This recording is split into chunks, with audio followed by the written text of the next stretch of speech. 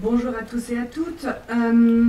Pour cette nouvelle communication, nous avons le plaisir et l'honneur de recevoir donc Flore d'Ambrosio-Boudet, qui est professeure de philosophie au lycée Marcel Pagnol à Athis-Mons. Donc, Flore d'Ambrosio-Boudet est docteur en philosophie. Donc, vous avez soutenu récemment votre thèse sur l'espèce humaine, et c'est une thèse qui interroge donc les enjeux écologiques et politiques qui sont liés à cette notion d'espèce humaine. Et alors, Flore d'Ambrosio-Boudet nous fait l'honneur de nous présenter son travail de thèse. Donc pour les étudiants qui sont dans la salle, c'est un travail, j'ai envie de dire, remarquable, et puis surtout c'est un modèle pour vous, afin de voir exactement en quoi consiste ce travail de thèse et comment on le présente, c'est-à-dire en quoi consiste cet exercice. Voilà. Merci beaucoup. Merci beaucoup Laurence Lacroix, et merci chère Isabelle Crière, merci Patrice Bretaudière, merci Laurence Lacroix de m'avoir invitée et d'avoir organisé ces rendez-vous philosophiques qui sont remarquables et dont le sujet cette année encore est politiquement et philosophiquement crucial. Je suis très heureuse et moi aussi honorée de pouvoir participer à ma mesure à ce processus, à cette démarche, voilà, de mettre en commun les thèses et de faire rencontrer les textes. Alors oui, exercice, hein, modèle, non. Exercice pour moi d'abord que de résumer, en tout cas de présenter un certain nombre d'aspects et d'enjeux de mon travail. Modèle, j'en sais rien, mais exercice pour moi et peut-être exercice aussi pour d'éventuels étudiants, que de voir comment on en vient à aboutir finalement à quelque chose après des années de questionnement. Alors, la question de départ des rendez-vous philosophiques, c'est « Sommes-nous tous bêtes ?» Eh bien, justement, c'est une question qui est rentrée en pleine résonance avec des questions que je me pose depuis des années, depuis presque une dizaine d'années, et que je pourrais résumer, si vous voulez, par celle-ci. Que sommes-nous en tant que nous sommes des animaux qui refusent de l'être tout à fait? Voilà. Et il se trouve en effet que cette question elle a pleinement structuré mon travail de thèse. Et donc voilà, le choix que je fais, il est à la fois simple et en même temps difficile pour moi, c'est celui d'essayer de vous présenter en partie l'origine, le cheminement et certaines des conclusions de mon travail universitaire. D'abord, d'où vient ce travail? La thèse que j'ai soutenue s'intitule non pas l'espèce humaine, mais de l'espèce humaine, et le 2 est important, de l'espèce humaine, affronter l'urgence écologique avec Robert Antelme et Hans Jonas. Ma thèse, en fait, essaie d'affronter ce qui lui apparaît être au cœur de notre situation historique, en prenant pour objet de réflexion ce sentiment même qu'il faille affronter. Elle part aussi de la conviction que les problèmes philosophiques sont des problèmes réels, ou du moins que la formulation des problèmes réels qu'ils constituent peut aider, grâce aux efforts de justesse, à rouvrir la route, malgré et par-delà ce qui empêtre nos pas. Au cours de ce travail, en fait, j'ai mis du temps avant de qualifier notre situation historique présente d'urgence écologique. De même, je n'ai pas tout de suite pris la mesure du basculement, en l'espace d'une petite dizaine d'années, qui est repérable en langue française dans les mutations du vocabulaire, de l'idée de crise écologique vers l'idée d'une situation historique durablement critique. C'est pourtant et fondamentalement ce qu'implique le dérèglement climatique et la confirmation du processus d'un réchauffement climatique global d'origine anthropique, c'est-à-dire humaine, lesquels ont bouleversé la représentation de la ligne qui va du présent au futur, lointain et proche, ainsi que celle des interactions nouées entre hommes et climat. C'est aussi ce que révèle la compréhension scientifique, de plus en plus précise et détaillée, de l'actuelle crise de la biodiversité, interprétée comme rien de moins que la 6e grande extinction d'espèces, soit la première qui soit connue par des hominidés, puisque durant la 5e grande extinction d'espèces, celle qui a donné lieu à la disparition des dinosaures et de 80% de la biodiversité, c'est celle de la fin du Crétacé, et bien évidemment il n'existait ni hominidés, ni évidemment encore moins d'hommes. Celle-ci, cette conscience a consolidé dans le champ académique, comme dans la société civile, c'est consolidé, excusez-moi, la conscience d'une urgence, si ce n'est à sauver des espèces entières, du moins à mettre un terme, autant que possible, au processus de destruction accélérée de leurs habitats naturels ou potentiels. Cette conscience s'est elle-même bâtie sur le sentiment ou la conviction que le résultat de millions d'années d'évolution du vivant mérite à la fois de la considération esthétique, intellectuelle, morale et pratique, et en même temps une certaine capacité de réserve autant que de soin. Alors vous me direz, urgence certes, mais les alertes pourtant ne sont pas nouvelles. D'Aldo Leopold aux États-Unis dès la fin des années 1940 à Jean Dorst en France dès le début des années 1960, le sentiment d'urgence a freiné une part des destructions écologiques liées au modèle industriel de production et d'habitat, comme à modifier certaines pratiques sociales, a été régulièrement renouvelé, renforcé et partiellement entendu, jusqu'au niveau du droit international ou de certains droits constitutionnels nationaux. La conscience écologique, dans ses multiples formes, a donné lieu à des expériences sociales approfondies et très diverses, qui ne cessent d'ailleurs de s'enrichir et d'indiquer par quelle voie l'utopie peut aujourd'hui espérer habiter ce monde. D'un certain point de vue, donc, et à première vue, l'urgence n'est pas tout à fait nouvelle, et certains philosophes contribuent eux-mêmes depuis des décennies à en prendre acte sur le plan de nos catégories de pensée en matière d'éthique ou de théorie sociale et politique. Il n'en reste pas moins que la gravité du réchauffement climatique en cours, ainsi que l'établissement scientifique de son origine anthropique, restent des éléments relativement récents, dont l'onde de choc, en termes de prise de conscience collective et politique large, est ambiguë et différée, tant s'y jouent des accents catastrophistes, faciles à discréditer, mais difficiles à saisir lucidement dans tous leurs fondements et implications.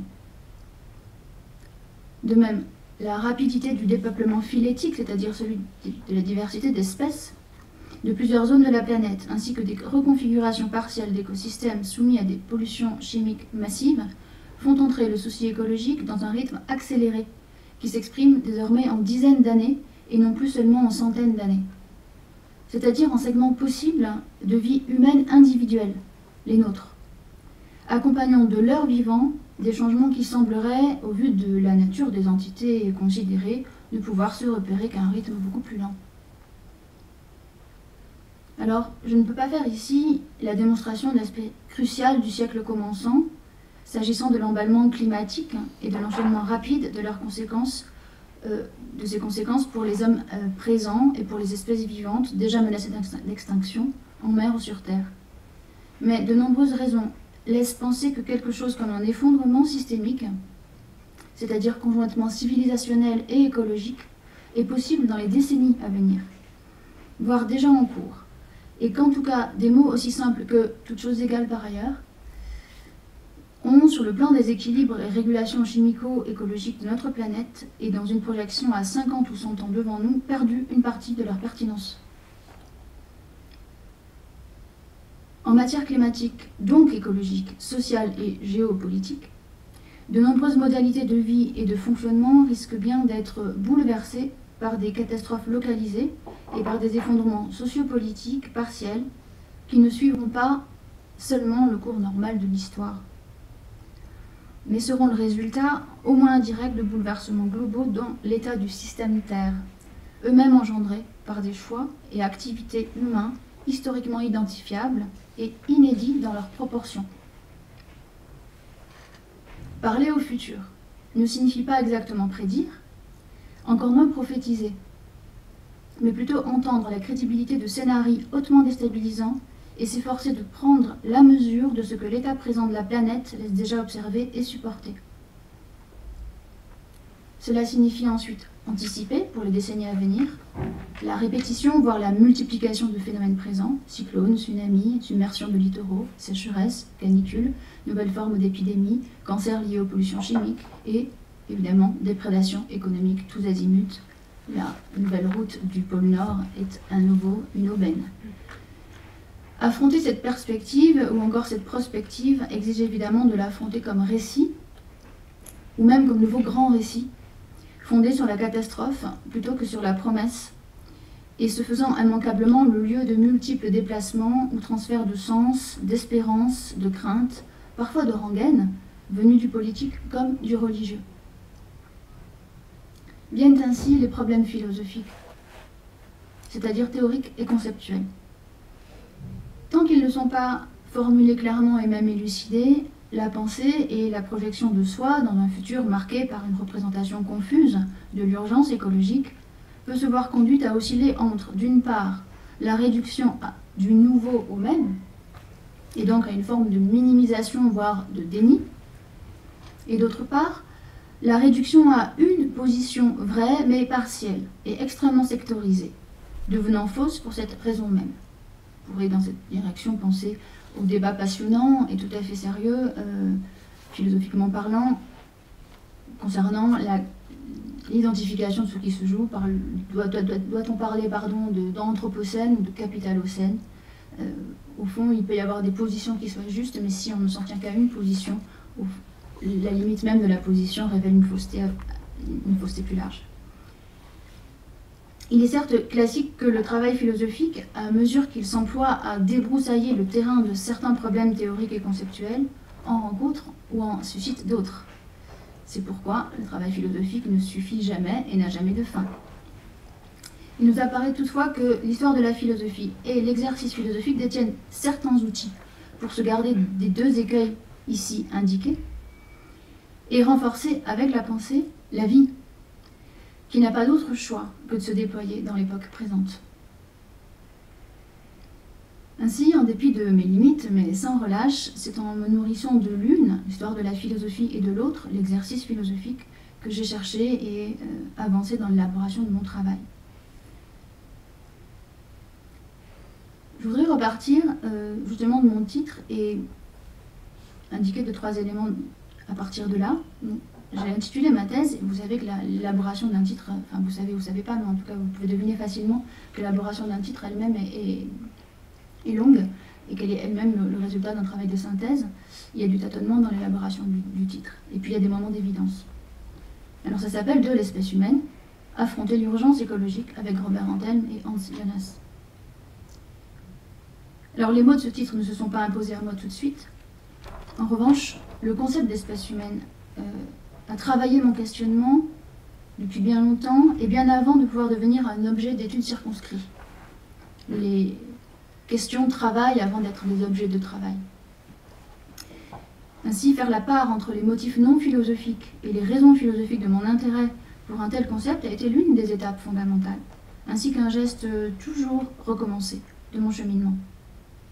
Qu'est-ce qui relève de l'interrogation du cheminement philosophique? Qu'est-ce qui vient d'ailleurs? Et comment, au fond, circonscrire les champs. Si jouait le sens et la puissance que pouvait recéler l'acte même de philosopher, tout comme l'autorisation de prendre philosophiquement la parole, lorsque diverses modalités de parole auraient appris à ne pas se confondre, ou du moins à jubiler leurs possibles et parfois leurs fertiles interpolations. En revanche, l'ensemble du titre n'est devenu évident qu'une fois le travail largement avancé, lorsque ce dernier m'a révélé la teneur théorique et pas seulement psychologique du problème qu'il y a aujourd'hui à affronter comme une urgence les questions écologiques. Alors, je n'ai pas mené un travail d'histoire de la philosophie. J'ai plutôt tâché de mener à bien une réflexion historiquement ancrée dans la situation générationnelle à partir de laquelle j'écris. Et donc je suis obligée d'assumer un jeu ici. Je suis née au début des années 80 et c'est à partir de cette situation générationnelle que j'ai écrit. Et je suis devenue adulte au seuil des années 2000. La génération à laquelle j'appartiens a grandi en France et en Europe.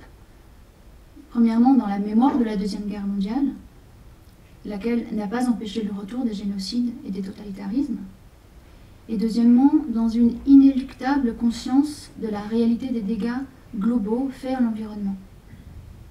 En particulier, dans les années 2000, la conscience du changement climatique qui dérive des activités humaines et qui bouleverse la perspective d'habitabilité du monde. Donc au fond, une situation générationnelle d'étau, suffisamment tardive pour être instruite assez largement de l'histoire de la Deuxième Guerre mondiale et de la catastrophe politique, humaine et morale que constitue la déportation et le génocide des Juifs, des Élus, des Tziganes. Voilà, première forme de l'étau. Et deuxième étau, grandir dans la perspective d'un avenir devenu de plus en plus incertain et devenir adulte en devant porter sur son dos aussi cette chose-là.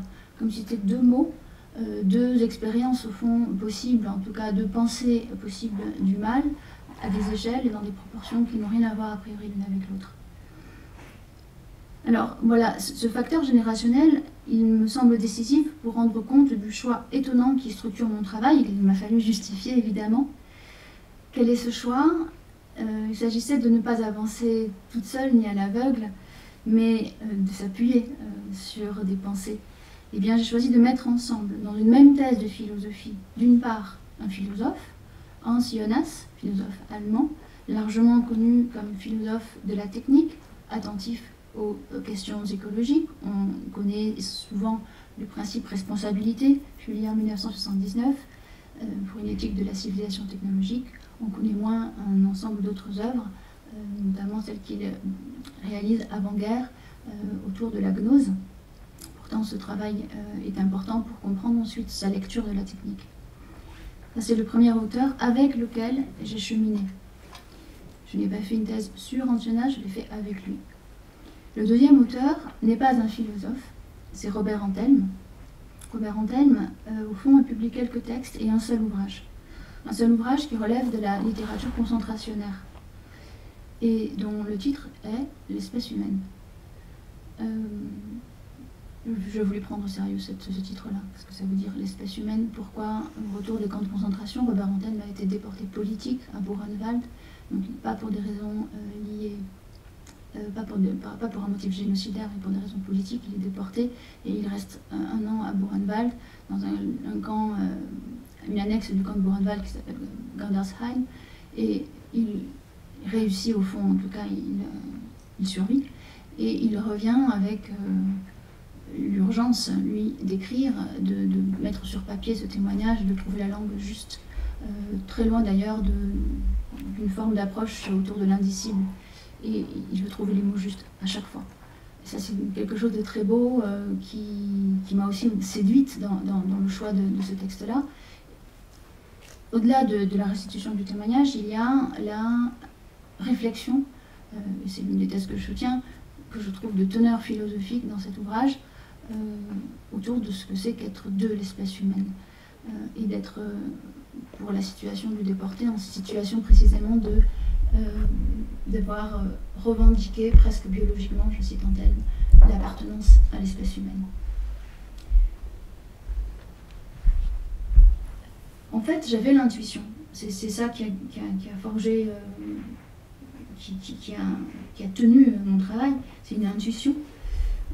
J'avais l'intuition que le concept d'espèce humaine constituait l'un des nœuds insistants, incontournables et terriblement exigeants du point de rencontre philosophique entre, d'une part, l'ensemble des expériences historiques et politiques modernes de déshumanisation, on vient d'en parler à l'instant, ou d'oppression déshumanisante, dont l'œuvre de Robert Antelme était l'une des expressions ou l'un des retours et abyssaux, voilà.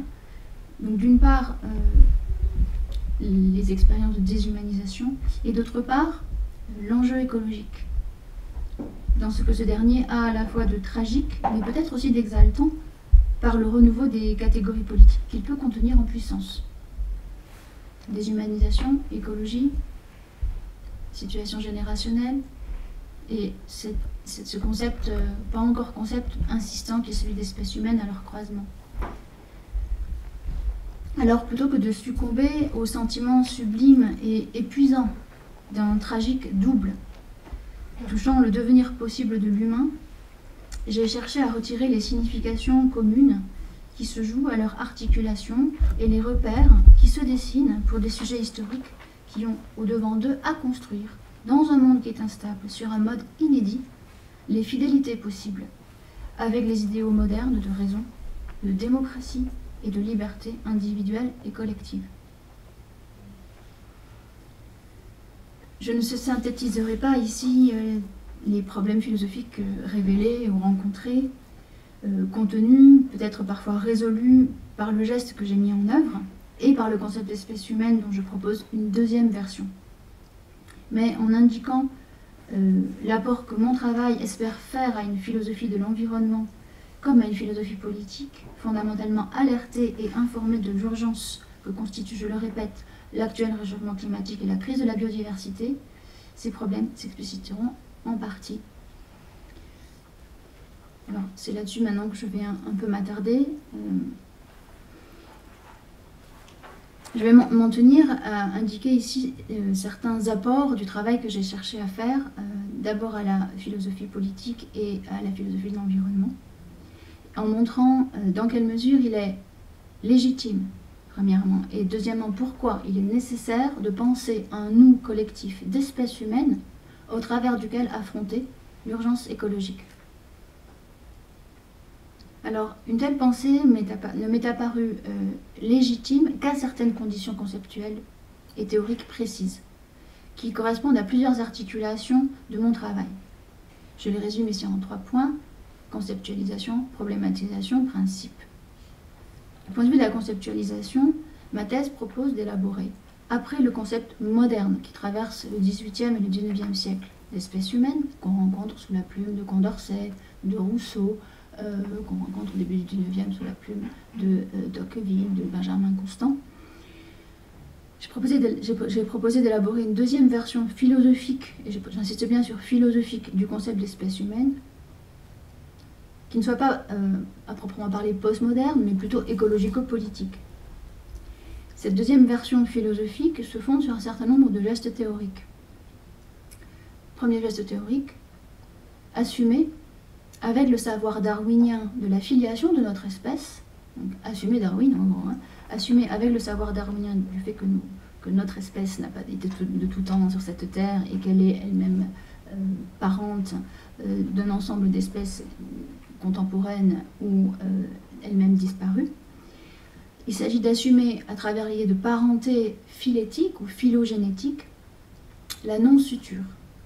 La non-suture, c'est-à-dire le passage biologique et ontologique de l'espèce humaine et des autres espèces vivantes. Donc assumer avec Darwin et avec la biologie contemporaine, notamment la biologie synthétique de l'évolution, la parenté d'espèces. Deuxième geste, assumer la toujours déplaçable mais irréductible dépendance de l'espèce humaine à l'égard du vivant non humain. Ça, c'est au cœur de toute pensée de l'écologie, au sens scientifique du terme, au cœur de toute pensée écologique, c'est assumer l'interdépendance des êtres vivants à des degrés, à des échelles variables, dépendance modelable en fonction des écosystèmes en jeu et des relations que les sociétés humaines fabriquent avec leurs écosystèmes, mais relations d'interdépendance jamais susceptibles d'être abolies. Donc parenté d'une part, interdépendance d'autre part. Enfin, troisième geste, prendre acte de ce que j'appelle la mise au carré de la caducité et de la mortalité humaine. Tous les hommes sont mortels, on le sait, depuis Aristote au moins. Ça vaut comme à l'échelle individuelle, et c'est le grand problème que nous portons tous avec nous puisque nous en sommes conscients. Mais rares ont été les moments, peut-être que la période actuelle est la première avec une telle intensité, où la mortalité passe de l'échelle de l'individu à l'échelle potentielle de l'espèce. Une mise au carré de la mortalité, de la caducité. Tous les hommes sont mortels, c'est aussi notre espèce peut elle-même s'éteindre. Ici donc, c'est troisième idée, celle de la précarité sur le temps long. Quatrième geste et intention. Ça, c'est vraiment une intention, c'est un choix philosophique. Continuer à s'efforcer de penser et d'accueillir la spécificité humaine avec, je cite en tel, sa solitude propre, la solitude de notre espèce.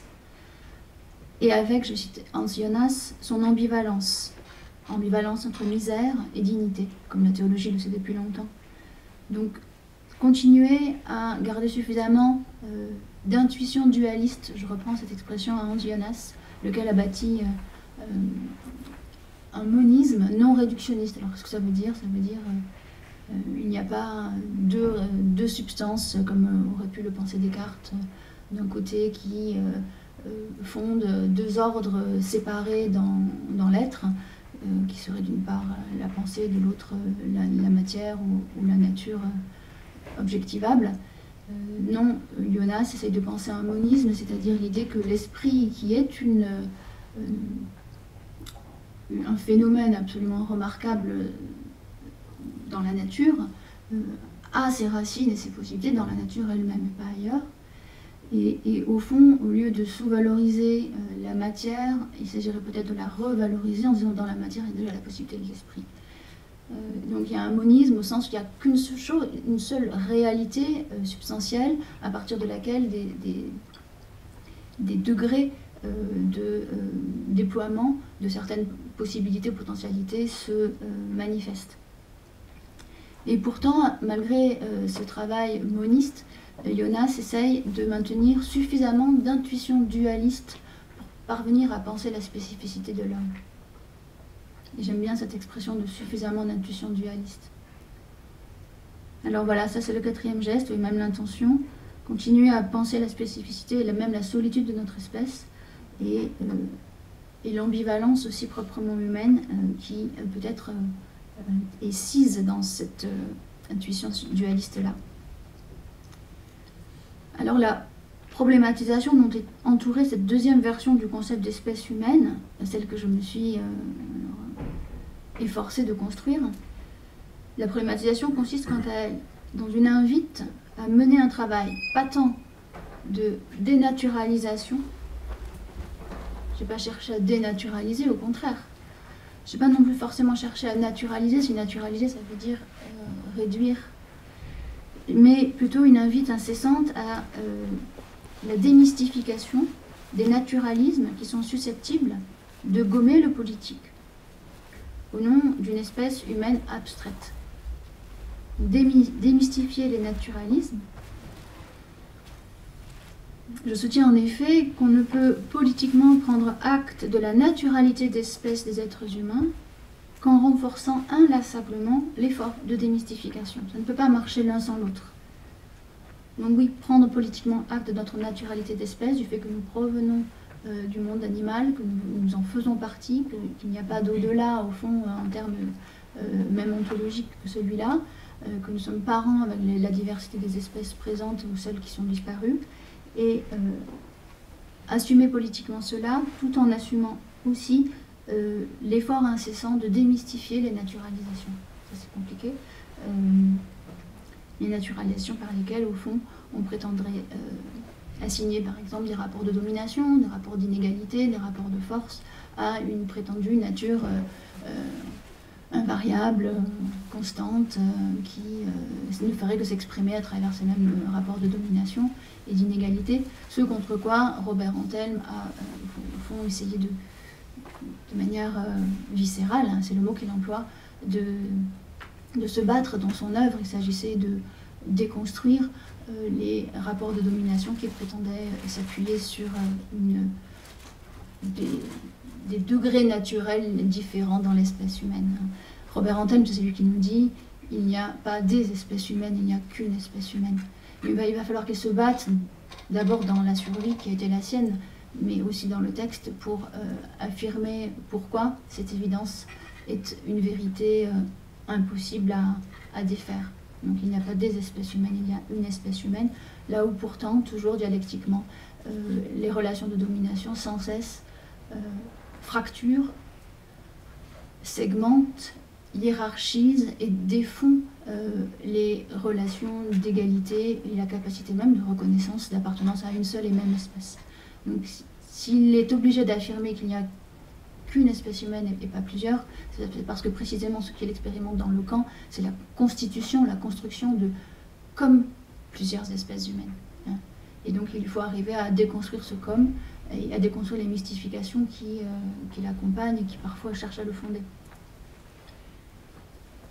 Mais réciproquement, je soutiens que, de même que la lutte contre les essentialismes suppose une ontologie sous-jacente, de même la lutte contre les naturalisations indues du social exige une certaine clarification de la naturalité humaine. C'est ce travail-là que j'ai voulu aussi mener. Il ne suffit pas de dire oui, ce sont des essentialismes, oui, c'est une naturalisation. Il faut poser la question de l'essence, il faut poser la question de alors qu'est-ce que c'est que la naturalité humaine, si ce n'est pas ce que vous en faites. Alors je considère qu'à ces conditions, il devient possible de faire du concept d'espèce humaine un usage qui s'inscrive dans le sillage de la critique démystificatrice, marxiste notamment, et qui soit précisément capable de surmonter certaines objections marxisantes suscitée par la notion récente d'anthropocène. Qu'est-ce que c'est que l'objection marxisante? Et c'est pas du tout dévalorisant. Je pourrais dire objection marxiste. Qu'est-ce que c'est que la notion d'anthropocène? En gros, je ne sais pas si vous connaissez tous ce concept-là, c'est un concept récent qui renvoie à une qualification du chimiste Paul Crutzen en 2001, qui nous dit voilà, depuis la fin des grandes glaciations, la Terre est rentrée dans une époque relativement habitable, qui se nomme l'Holocène, et qui a 10 à 11 ou 12 000 ans d'âge, si vous voulez. Nous sommes actuellement dans la période de l'Holocène du point de vue de la géologie. Eh bien, le concept d'anthropocène est né à partir de l'idée que, du constat, que désormais, si je fais du carottage géologique, je peux déterminer, c'est pas moi, hein, mais c'est les chimistes, nous pouvons déterminer le moment où de l'humain est venu sur Terre et a laissé ses traces géologiquement identifiables dans les couches terrestres, traces laissées par l'activité, par des activités sociales et économiques fondées sur les énergies fossiles, le gaz, le pétrole, d'abord le charbon bien sûr. Encore le charbon, mais d'abord le charbon. Donc l'anthropocène est ce concept qui est issu des sciences de la Terre et dont les sciences sociales essayent de s'emparer avec plein de guillemets et plein d'efforts dialectiques qui sont tout à fait importants pour justement éviter la naturalisation. L'anthropocène désignerait une nouvelle ère de la Terre marquée durablement par l'empreinte humaine dans son histoire, dans l'histoire de la Terre. Donc ça serait désormais l'ère de l'anthropos.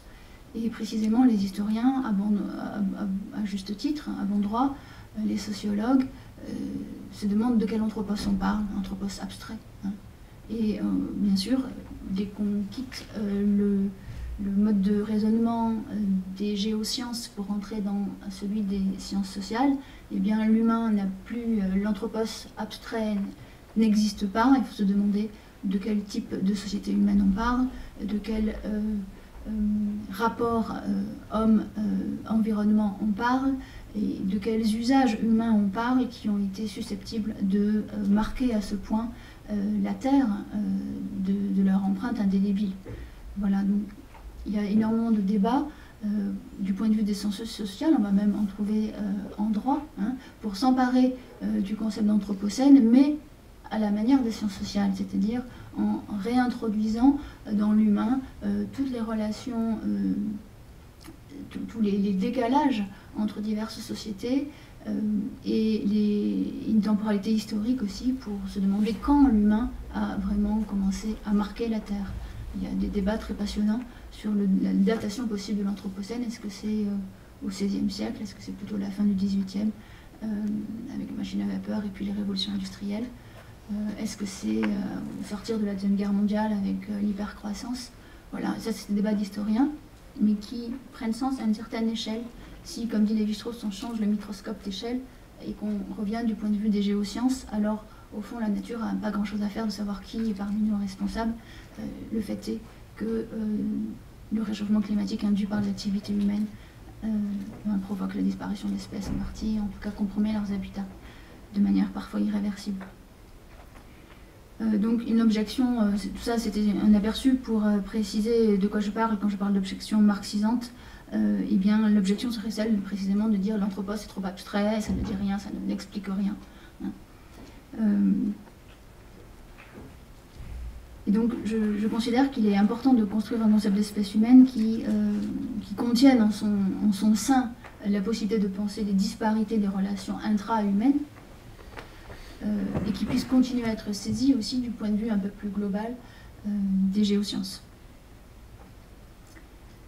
Alors, le travail de conceptualisation et de problématisation que j'ai cherché à mener m'a permis de formuler, et ça j'y reviendrai dans un troisième temps, quelques principes sobres, peut-être trop, susceptibles de valoir comme repères dans la confusion des valeurs, des puissances et des priorités que l'urgence et le sentiment d'urgence écologique ne peuvent qu'entretenir.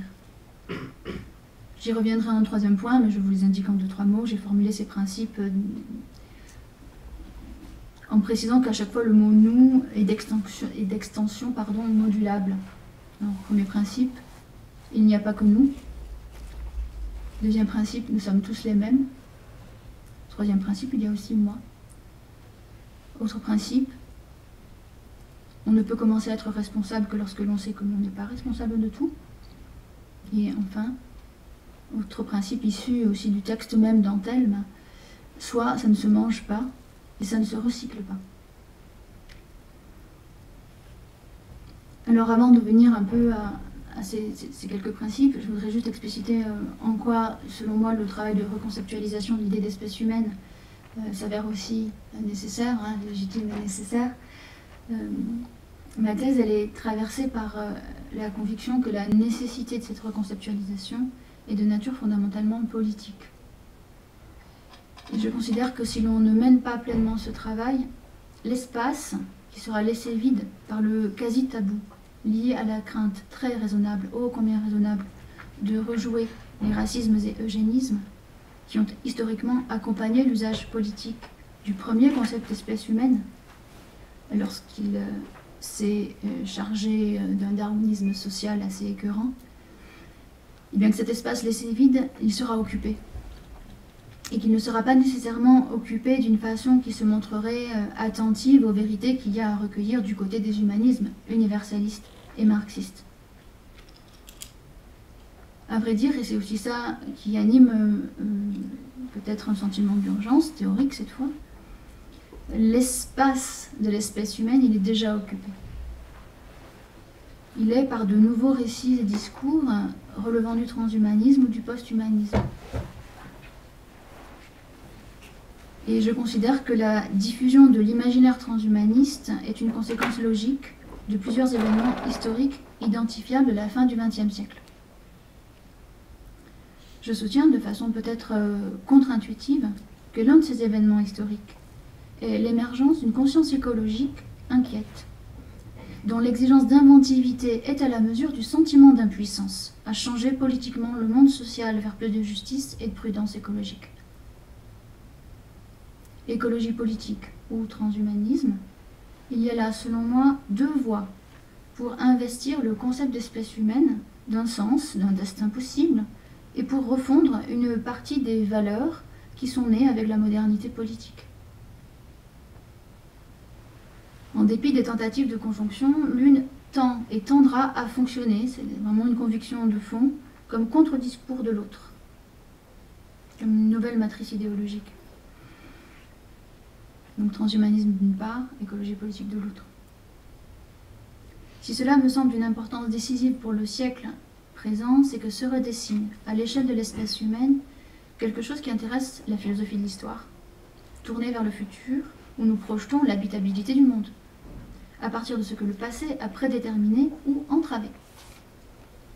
Intéressant la philosophie de l'histoire, elle intéresse aussi la philosophie politique. Cette conviction est à la racine de l'une des propositions centrales de mon travail.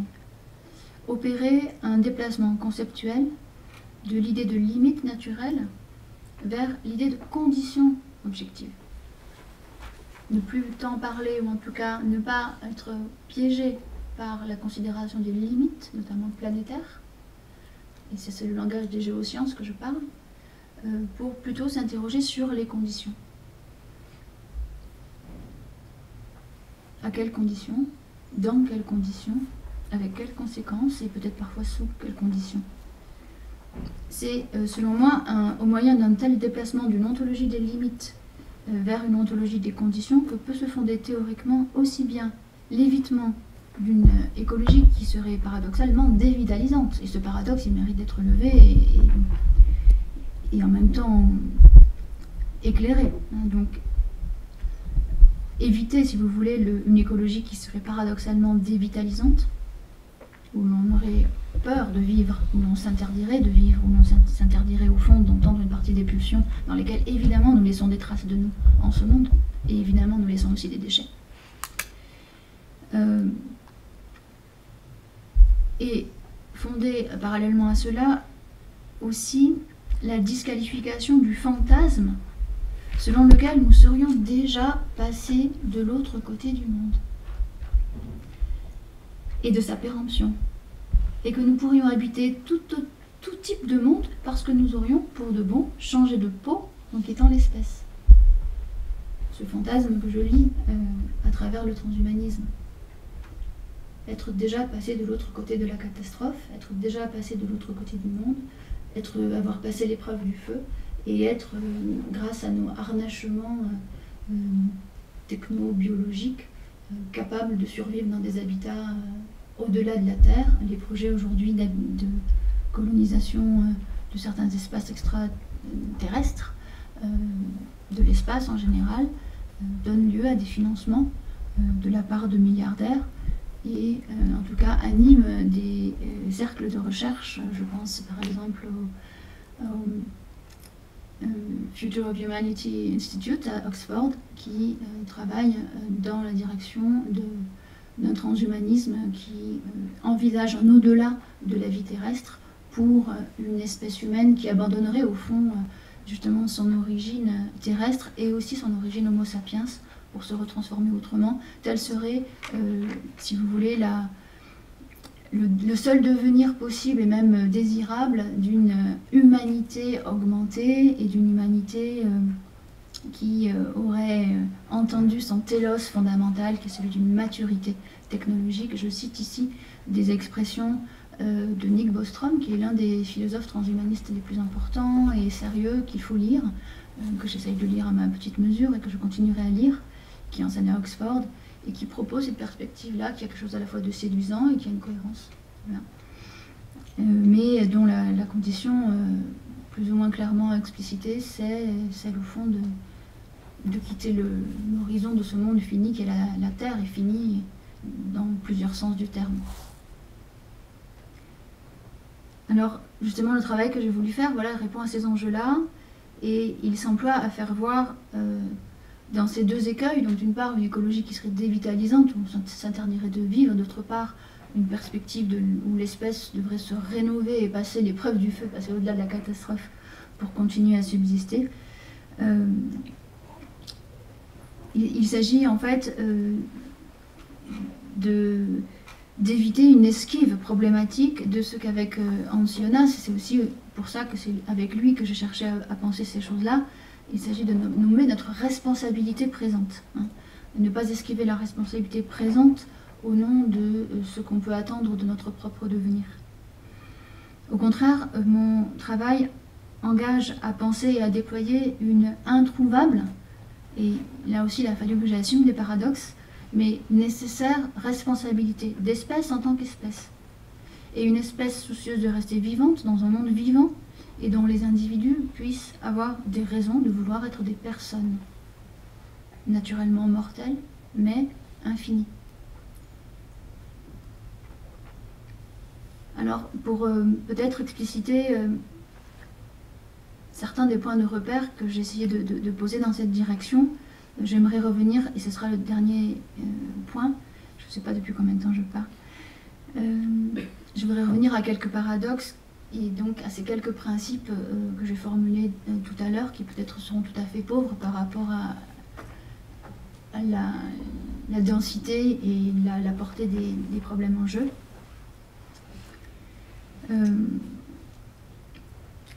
Ce sont en fait d'abord des propositions d'existence qui appellent leur reconnaissance conséquente. Et ce qui m'importe ici de montrer que chaque principe perdrait de sa vérité s'il se coupait des deux autres, je vais en donner trois, et que chaque principe parmi les trois n'a de sens comme principe qu'en fonctionnant en système avec les autres. Précisons aussi que ces principes se laissent formuler selon des intensités et un ordre variable suivant le contexte ou suivant la question. nous sommes tous les mêmes. Là, c'est une lecture qui non seulement permet de lire au-delà des différences fabriquées dans et par les sociétés humaines, l'unicité de notre espèce, mais ça va au-delà puisque le nous ici, il est modulable. Je n'ai pas dit qui était nous, c'est ça qui m'intéresse. Chaque nous peut s'approprier au fond ce principe-là. Nous sommes tous les mêmes, vaut aussi pour les êtres humains qui se rappellent qu'ils sont parents avec les autres espèces vivantes à des degrés phylogénétiques très, très variables, des millions ou des centaines de millions d'années parfois, c'est très variable, mais nous sommes tous les mêmes, même avec les rhinocéros, peut-être les vers qui cherchent à survivre. Donc nous sommes tous les mêmes, premier principe. Deuxième principe, à rebours, et le premier appelle le deuxième, il n'y a pas que nous. Ça c'est un principe politique pour moi, moral et politique. Et chaque nous peut dire il n'y a pas que nous. Donc il n'y a pas que nous, à quelque échelle que ce soit. Et principe important, sans lequel, au fond, l'idée même d'une subjectivité qui se voudrait fondatrice d'une personnalité perdrait son sens, il y a aussi moi. C'est-à-dire que les nous ne peuvent pas écraser les moi. Ici, tous les nous restent volontairement ouverts à divers niveaux d'appropriation et chacun conserve un potentiel de vérité tout en changeant d'échelle. Quant au moi que j'ai indiqué quand je dis il y a aussi moi, il est le lieu à partir duquel les nous peuvent tout à la fois révéler leur vérité et leur fausseté. Et il pointe en même temps un être irréductiblement singulier dont la forme s'avère appropriable par quiconque, en tant que forme de la subjectivité consciente, expressive et libre de se donner ses propres fins qui ne soient pas programmées. Dût-il s'agir un jour de moi et de jeux extraterrestres ou de robots qui se révéleraient capables de se prononcer, de se comprendre et de se ressentir comme je. Ici, l'espace de la subjectivité n'est pas nécessairement limité à l'aspect naturel d'un être. Dérive de cette sobre de ces trois principes ontologiquement fondés, un principe de l'échange et de la relation sociale qui vaut comme repère politique, et que je peux formuler ainsi: faire en sorte que reste toujours une part pour l'autre. Dans cette formule, l'autre s'entend à nouveau selon différents niveaux possibles d'altérité et de distance, spatiale, culturelle, temporelle, ontologique. Cette formule, elle inclut d'ailleurs, et ça me semble tout aussi important que ce qui précède, jusqu'à cette altérité intime qui me laisse en partie étranger à moi-même, et dont la reconnaissance reçoit aussi, c'est ce que je pense, une valeur politique contre les enflements ou les désespoirs égotiques. Donc faire en sorte que reste toujours une part pour l'autre. Enfin, à l'intersection de l'ontologie, de la morale et de la politique, j'ai, au cours de ce travail, formulé d'autres principes simples, mais dont l'objectif était simplement de donner courage, et qui constituent, c'est ça que j'espère, des repères pour exercer ce courage, en sachant garder à la fois raison et vitalité. Savoir raison garder, plus que jamais, c'est un enjeu. Et savoir raison garder, savoir vitalité garder. D'une part, soit ça ne se mange pas. Et ça, c'est chez Antelme que je le comprends. Quand Antelme nous dit « je ne peux pas me manger moi-même », il est en train de crever de faim, évidemment. Et la substantialité extérieure lui manque éperdument et il ne peut pas trouver dans ses propres ressources corporelles, lui qui sort du camp de concentration en pesant 30 kilos alors qu'il est rentré en faisant 90. Son corps s'est mangé lui-même, mais il y a un moment où son corps ne peut plus se manger lui-même. Et donc, soit ça ne se mange pas, et j'ajouterais, soit ça ne se recycle pas. Là encore, j'ai tiré des choses de l'expérience concentrationnaire sur l'horreur possible d'une obsession du recyclage. D'autre part, dérive des trois principes que j'ai donnés tout à l'heure, celui-ci, nous ne sommes pas responsables de tout, en tout cas dérive ou s'y articule. Nous ne sommes pas responsables de tout. Dans le sens où, paradoxalement, et pourvu, attention, que nous ne cherchions pas de vain dédouanement à l'égard de nos responsabilités, il est important de se retenir de vouloir devenir responsable de tout, se retenir de cela. Là encore, je pense que c'est un enjeu pour savoir raison garder. Il s'agit d'exclure le tout de l'arc de l'action afin de rendre possible d'y inclure quelque chose. Et donc de mettre en mouvement la responsabilité au lieu de la paralyser. Si nous sommes responsables de tout, nous sommes paralysés.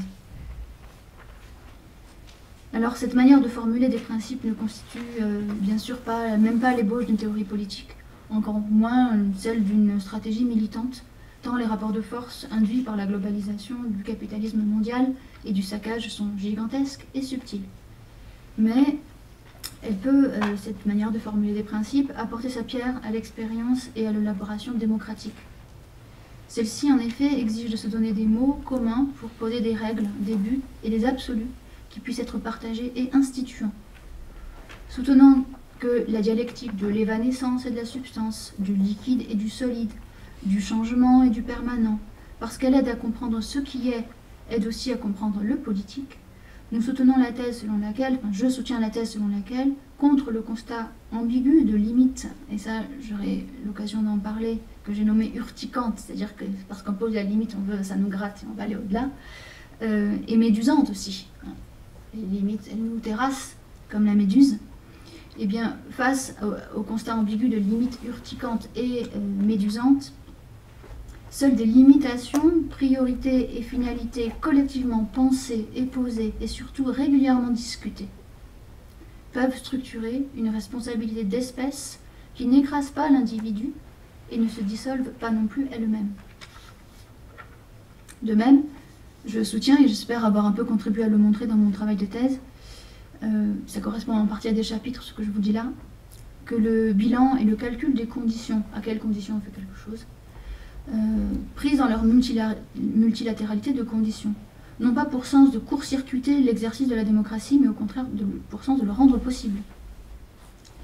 En effet, là où s'exerce la capacité instituante de dire ensemble, digérer, cool, c'est l'étymologie du mot condition, la capacité instituante de dire des conditions de vie et d'habitabilité, il importe d'être toujours averti et conscient des conditions qui entourent le pouvoir, en plus de celles qui rendent possible la vie. Donc de ce point de vue, avoir aussi un œil un peu démystifiant sur le pouvoir, en se rappelant à quelles conditions le pouvoir est le pouvoir, et dans quelles conditions il est un pouvoir qui puisse être remarqué comme légitime.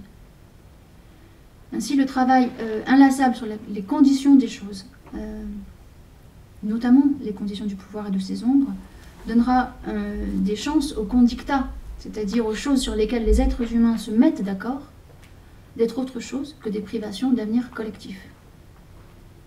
Et j'achèverai sur le point suivant, sans que soit par là réglée la question cruciale des modalités des batailles à mener pour faire valoir sur les intérêts particuliers et privant un intérêt qui soit commun, et commun de manière élargie, mais jamais complètement suturé, jamais fermé.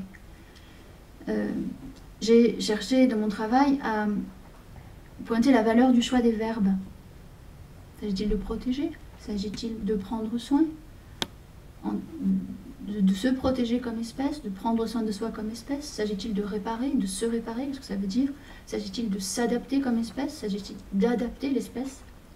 Donc la valeur du choix des verbes ici est fondamentale, selon moi, dans la discussion des modalités de lutte et dans l'invention de manières de vivre qui soient capables de se déprendre de certaines frénésies mélioristes. Alors je vous expliquerai peut-être ou pas le concept de méliorisme que je trouve chez Jonas. Chez Jonas, je trouve aussi bizarrement formulé, quoique ce ne soit pas sa piste à lui, la piste d'un marxisme dégrisé.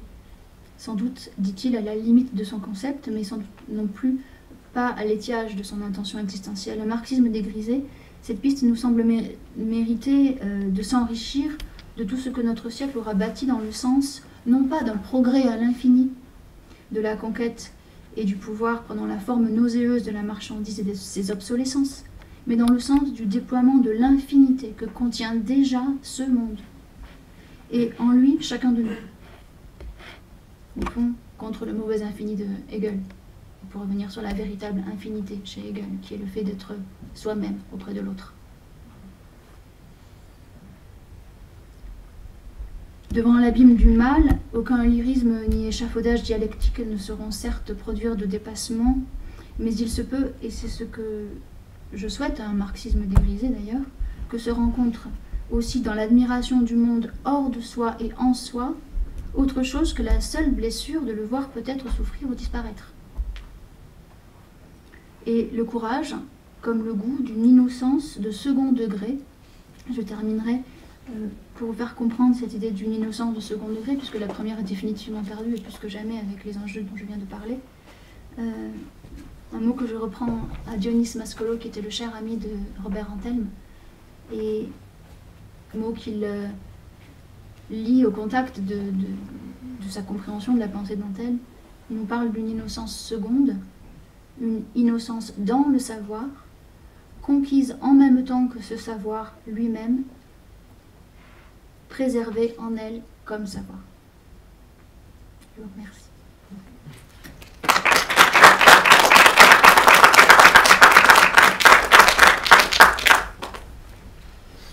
Merci beaucoup. C'est un bel exposé, en tout cas d'une extrême richesse qui donne à penser, mais qui aussi invite à s'engager. Quelque chose, hein, voilà, engageons-nous, pensons. Alors, moi, il me semble qu'il y a quand même quelque chose de l'ordre aussi d'une démocratie participative, du coup, qui peut se mettre en place autour de ces questions. Voilà, et autour de l'échange de paroles sur ces questions, pour construire quelque chose en commun, il me semble. Voilà. Donc du coup, est-ce que vous voulez réagir? Oui.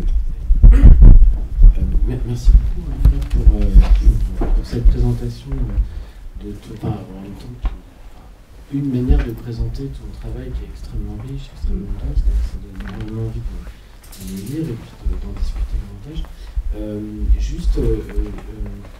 La référence à la notion d'espèce humaine, en fait, pour repenser la question écologique, notamment, j'ai l'intuition que c'est pas du tout ça, mais elle peut laisser penser qu'il y a une forme de revendication, une manière d'assumer une forme de spécisme.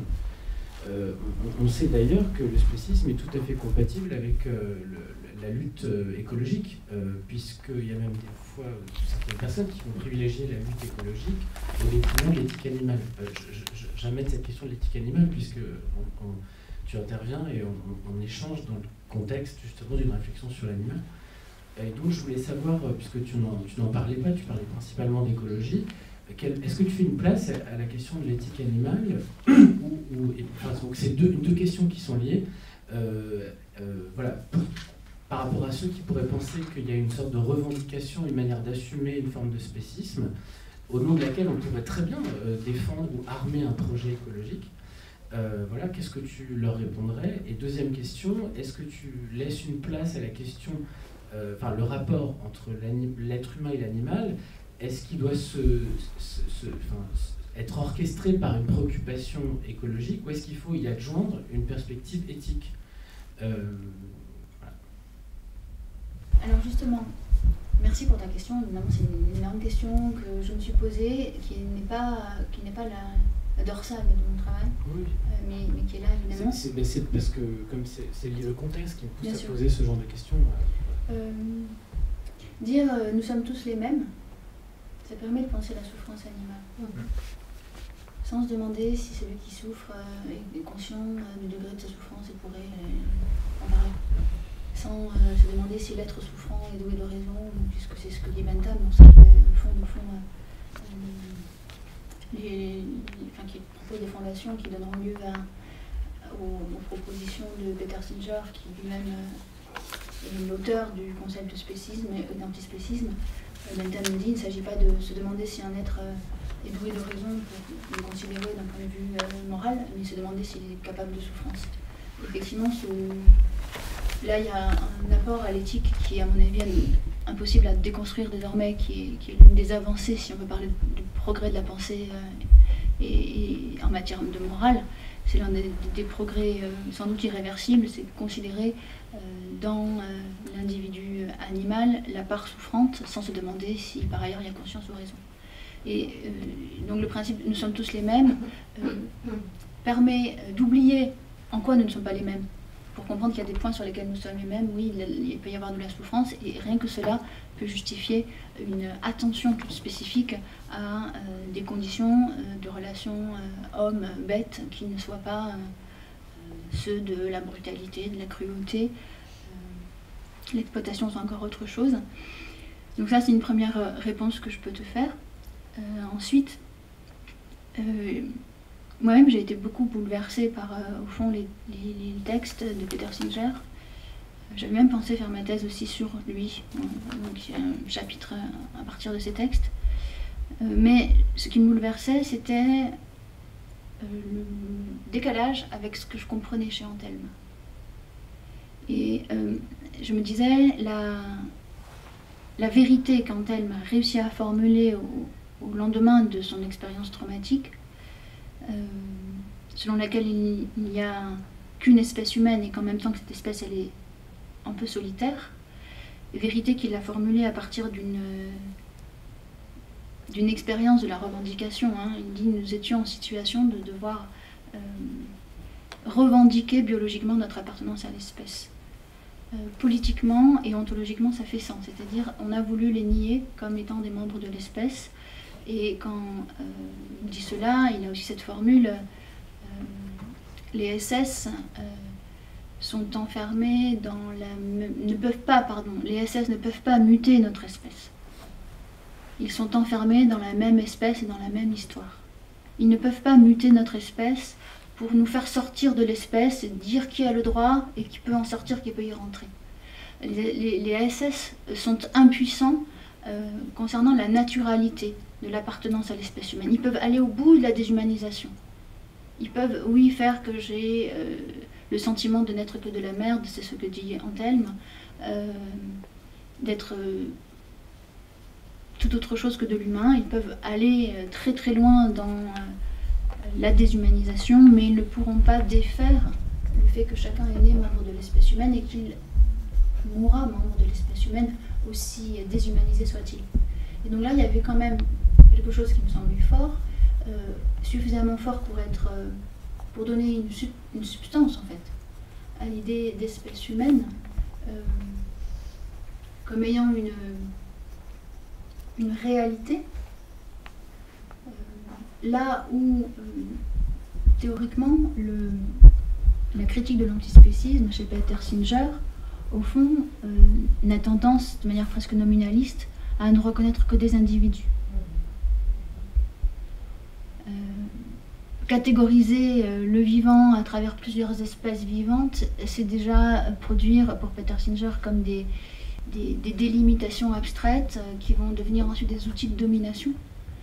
D'où les paradoxes de chez Singer que en fait, un animal bien portant, qu'on peut imaginer un être humain qui ne souffrirait pas, pour des raisons accidentelles, en fait, serait peut-être moins digne d'éthique, en fait, d'un respect éthique qu'un animal qui, lui, aurait une sensibilité exacerbée.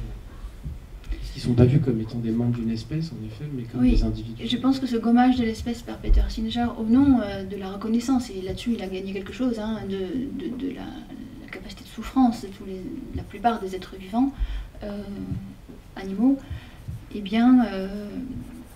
ce gommage-là est un prix à payer trop dur, qui est faux en fait. En tout cas, l'expérience d'Antelme est suffisamment interpellante pour mériter, à mon avis, un rééquilibrage. En fait, c'est le sens de mon titre, de l'espèce humaine. Je ne l'ai pas ici développé parce que, au fond, j'ai fait des choix qui ne sont peut-être pas forcément les bons, mais j'ai insisté sur l'idée que nous sommes membres de l'espèce humaine, quoi qu'on fasse de nous. Et même si on devait nous hybrider, on resterait membre de l'espèce humaine, hybridée de diverses manières, notamment par la technologie. Nous appartenons à cette espèce en tant qu'individu, et c'est par là aussi que se crée du nous, mais un nous qui n'est jamais suturé, puisqu'il n'y a pas d'espèce sans parenté d'espèce, sans provenance phylogénétique. Merci pour ta réponse. Effectivement, il y a une sorte d'usage paradoxal de la référence à l'espèce. Enfin, c'est pas comment dire, il y a des précédents, en effet, sur lesquels tu t'appuies, mais c'était pour qu'on comprenne mieux aussi le sens et l'intention derrière ton propos. Et donc, il y a une question, j'aurais une dernière question. Je crois que je n'ai pas répondu jusqu'au bout. Donne-moi ta deuxième question. Non, vas-y. En fait, non, en revanche, je ne dirais pas du tout que mon travail assume un spécisme. Si dans le spécisme, il y a l'idée de domination. Et de hiérarchie. Parce que, je ne sais pas dans quelle mesure chacun connaît ces textes-là, mais le concept de spécisme, au fond, est fondé sur des analogies multiples. L'une des plus importantes, c'est l'analogie entre spécisme et racisme. De même qu'une prétendue race se donne le droit d'imposer sa domination par la violence souvent sur une autre prétendue race, de même une prétendue espèce, au fond, le mot prétendu n'est pas toujours dit, mais c'est aussi simple l'objet, se donne le droit, parce que nous ferions partie de l'espèce humaine, d'imposer une domination sur d'autres êtres vivants. L'espèce serait un outil de domination, de même que la race est un outil de domination. Donc non, mon travail ne se dit pas spéciste. Si spéciste, ça veut dire assumer le droit d'écraser et de dominer. Simplement, mon travail essaie de donner une substance à l'idée d'appartenance à une espèce. Et ça a un sens politique. En effet, c'est ce que je trouve très original dans l'usage que tu fais de la notion d'espèce et de cette référence. Et d'ailleurs, j'ai l'impression qu'en effet, ça renvoie plus à l'idée d'une condition plutôt qu'au rappel d'une hiérarchie ou du rappel d'une priorité. Tu le dis très bien. Et je sens plus que la cible, ce ne serait pas l'indifférentisme, l'égalitarisme. En général, c'est souvent ça, qu'on rappelle le spécisme pour légitimer une préférence, une hiérarchie. Mais que la cible qui est la tienne, j'ai l'impression que c'est plus justement des tentations, des perspectives comme celle du transhumanisme, c'est-à-dire l'oubli de cette condition, en fait, si j'ai bien compris. Est-ce que tu pourrais préciser ta critique du transhumanisme, notamment certains transhumanistes, tu l'as rappelé, disent qu'en fait cette sorte d'humanité augmentée serait la réalisation en fait d'une sorte de finalité naturelle qui serait inscrite dans le vivant et par excellence dans l'être humain. Alors comment tu t'y prends pour critiquer en fait cette prétention justement à accomplir une naturalité, alors qu'il me semble que justement le rappel de notre appartenance à l'espèce humaine, c'est une manière de voir le transhumanisme comme justement une manière d'oublier cette appartenance et cette condition.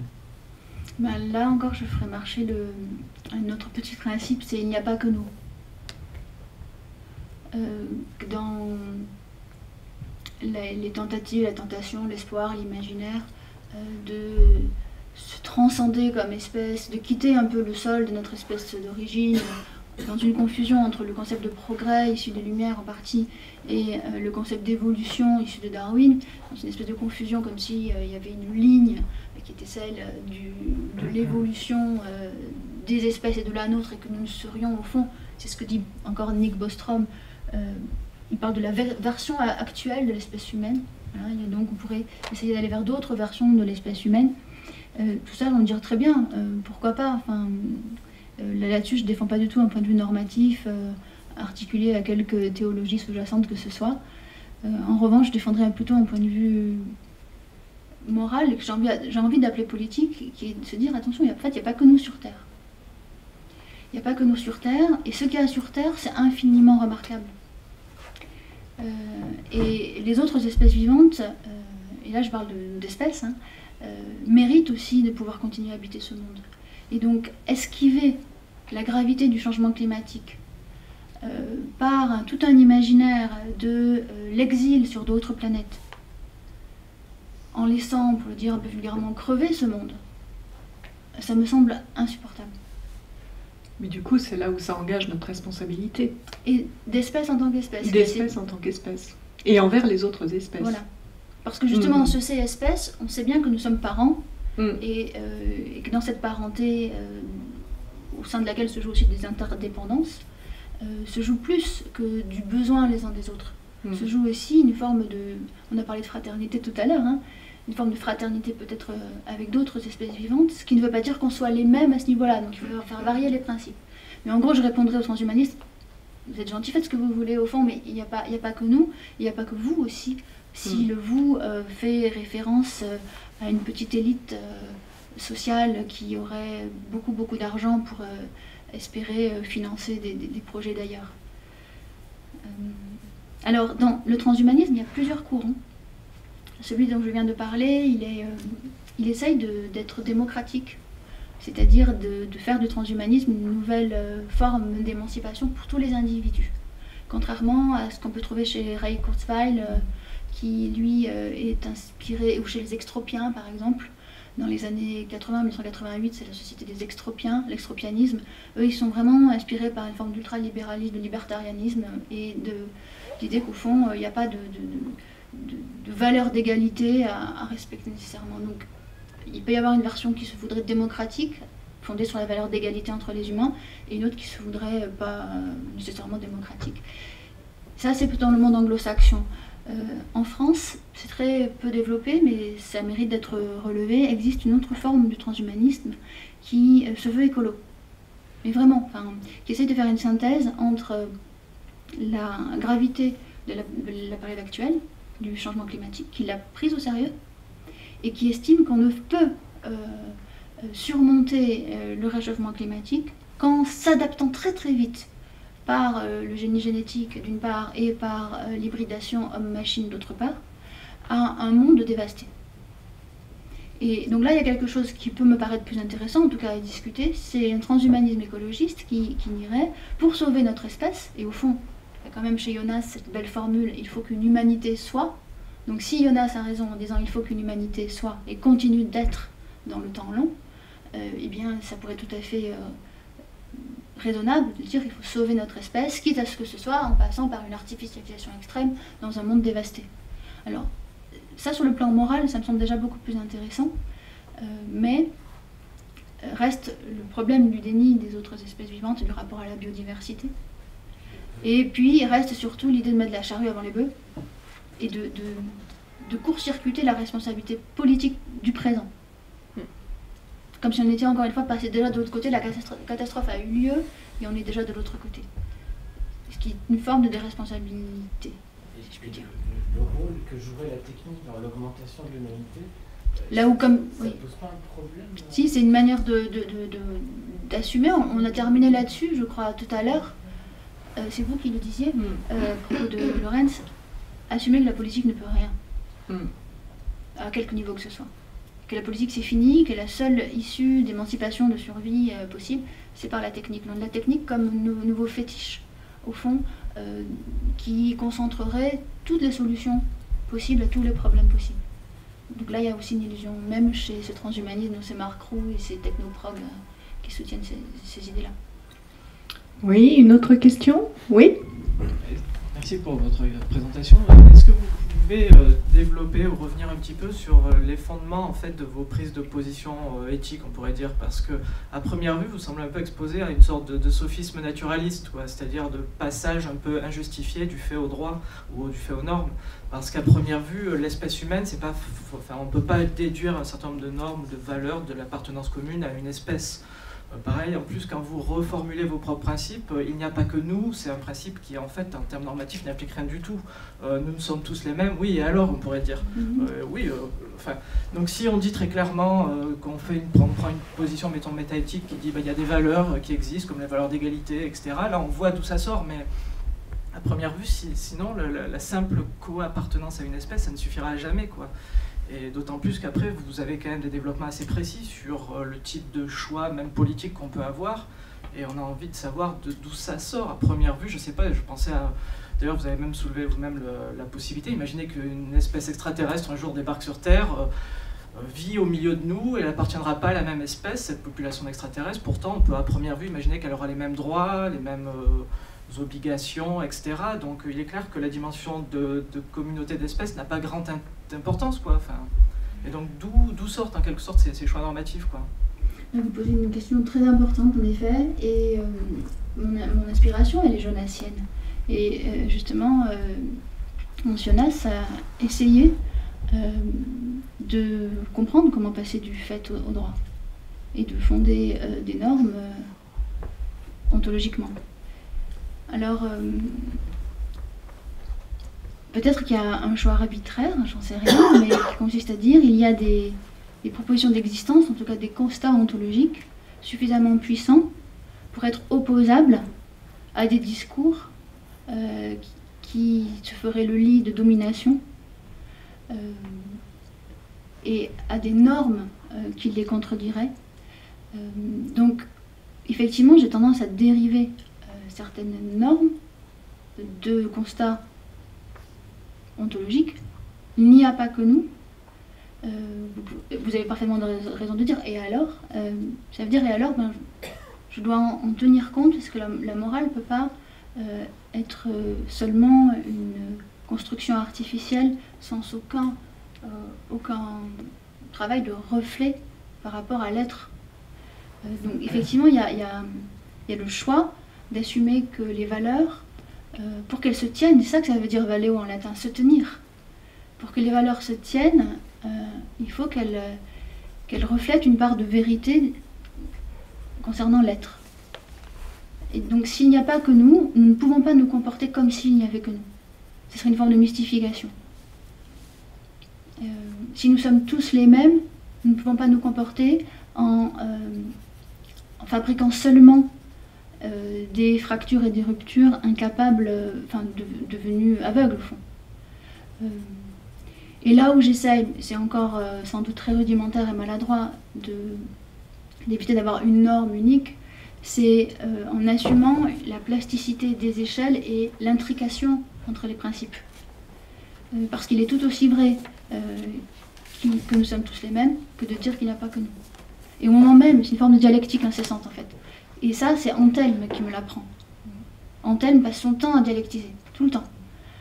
Au moment même où nous disons que nous sommes tous les mêmes, nous constatons à la seconde qui suit que en fait non, dans la réalité sociale, c'est pas vrai. Il y a des riches, il y a des pauvres, il y a des dominés, des dominants, et dedans il y a plein de sous-catégories, etc. Et il y a des ruptures du même. Et donc c'est parce qu'il y a des processus qui passent par le langage, où se fabriquent des normes, elles-mêmes sans substance, qu'il faut revenir à des constats de réalité.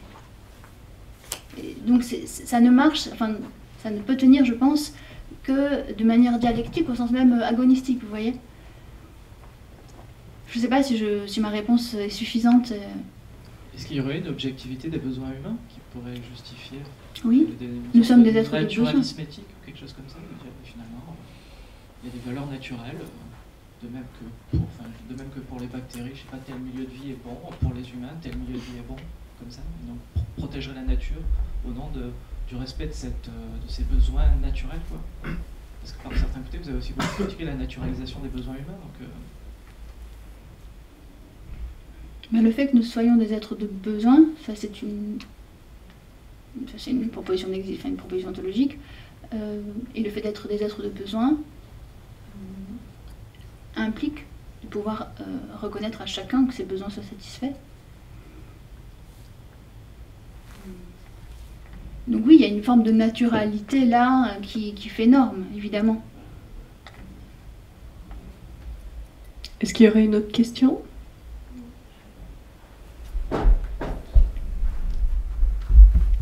Je te remercie beaucoup de cette thèse qui, tu l'as dit toi-même, c'est pas une thèse d'histoire de la philosophie, là il y a vraiment une pensée philosophique réelle que tu mets en œuvre. Alors, donc nous sommes tous, si je me réfère à ces deux principes que tu dégages, de nous sommes tous les mêmes, etc.,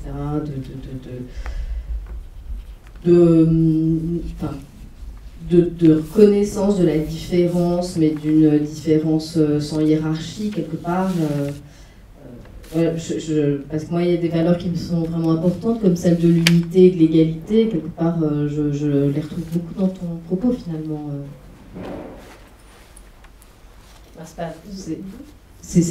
Oui. Par rapport à tout ce que tu mets en œuvre, il me semble qu'il y a des valeurs quand même fondamentales qui se dégagent, qui sont celles de l'unité dans la reconnaissance de la différence et l'égalité quand même. Oui. Unité jamais close, parce que sinon c'est là qu'on fabrique une forme de mystification. Avec toujours, et ça je m'assure par exemple de Fethi Ben Slama qui a écrit un texte magnifique sur Antelme et qui travaille sur la non-suture. Je le prends de ces textes-là, la non-suture du propre.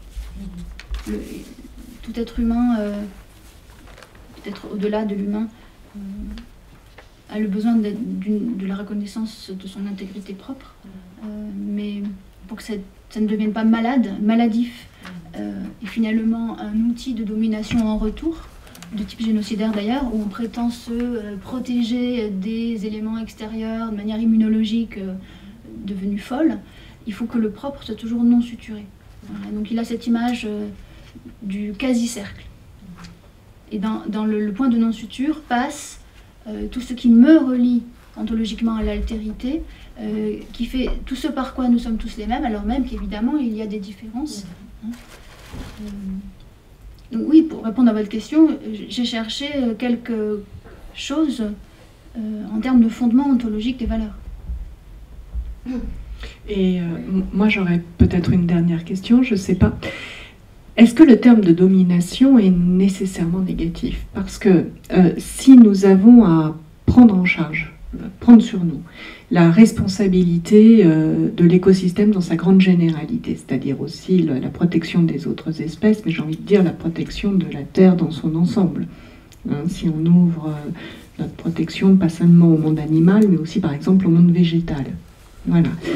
Donc, comment le faire et sans se dire que malgré tout, la spécificité de notre espèce, qui est d'être une espèce de raison, et plus généralement une espèce de droit. Parce que je pense que la protection, elle va passer essentiellement par des règles de droit. Parce qu'en fait, il s'agit aussi surtout de protéger les autres espèces de nous.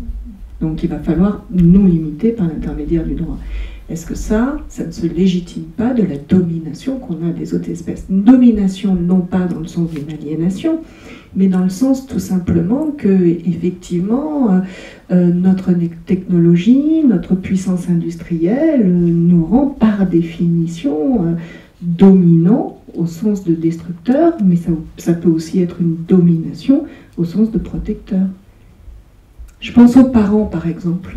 Les parents, oui, il y a l'égalité, j'ai envie de dire, de droit entre l'adulte et l'enfant, au sens où nous sommes des personnes dignes de respect, donc je ne peux pas faire ce que je veux sur mon enfant, voilà. Mais en même temps, j'ai la responsabilité de mon enfant parce qu'il est en état de minorité. Et donc, c'est là où j'ai à prendre en charge mon enfant. Et quand il devient majeur, cette prise en charge se dissout, j'ai envie de dire, en termes juridiques. Est-ce qu'il n'y aurait pas quelque chose de cet ordre-là dans le rapport au vivant? C'est-à-dire, on a à prendre en charge le vivant, et cette prise en charge, c'est-à-dire la prise de conscience de notre responsabilité, passant par une prise de conscience, effectivement, de notre puissance. Ce que j'entends, moi, dans la notion d'anthropocène, par exemple. D'anthropocène, pardon. Bah, c'est vraiment un point important et problématique, c'est de savoir comment se mettre en position de protéger sans se remettre en position de dominus. Voilà. Et c'est entendre la fameuse et toujours galvaudée phrase de Descartes, avec peut-être une insistance différente sur les mots. C'est la fameuse citation extraite du discours de la méthode, où il dit « Nous pourrions nous rendre comme maîtres et possesseurs de la nature ». Là, c'est tout le « comme » qui compte. Comme maître. Et quel maître? Parce qu'après tout, Dieu est aussi bienveillant, tout-puissant et bienveillant. S'il existe, mais voilà, il n'est pas nécessaire. Enfin voilà, on n'a pas nécessairement affaire à quelque chose de violent. Mais alors, c'est par rapport à ce problème que j'ai essayé d'esquisser. Il y a beaucoup d'esquisses dans mon travail au fond, d'esquisser cette idée de laisser toujours une place pour l'autre. Le problème d'une certaine forme de domination, c'est d'absorber l'altérité et l'intégrité de l'autre comme autre.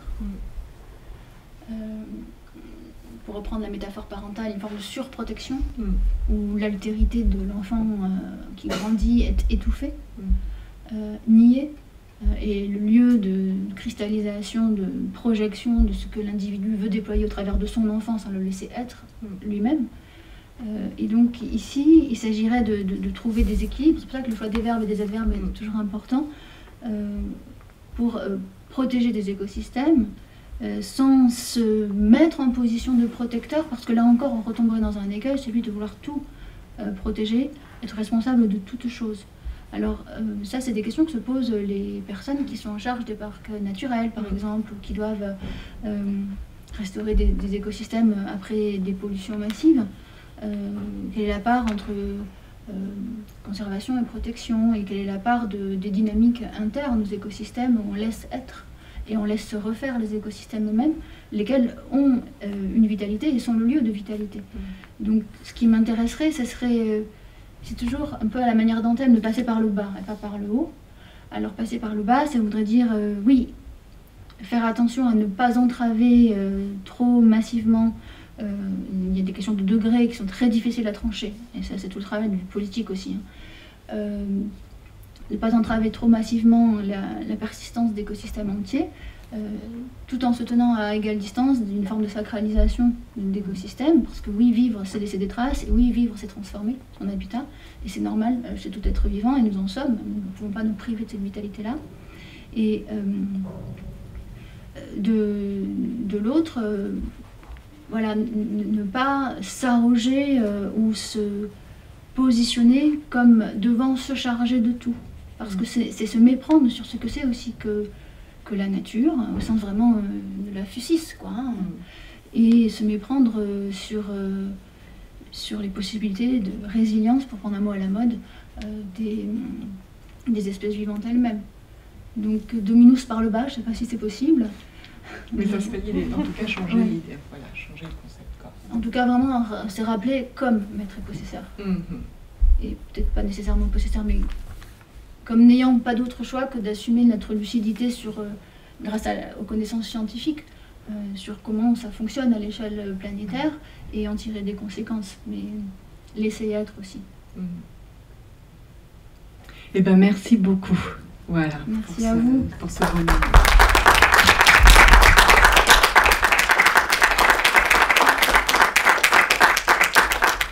Merci à vous.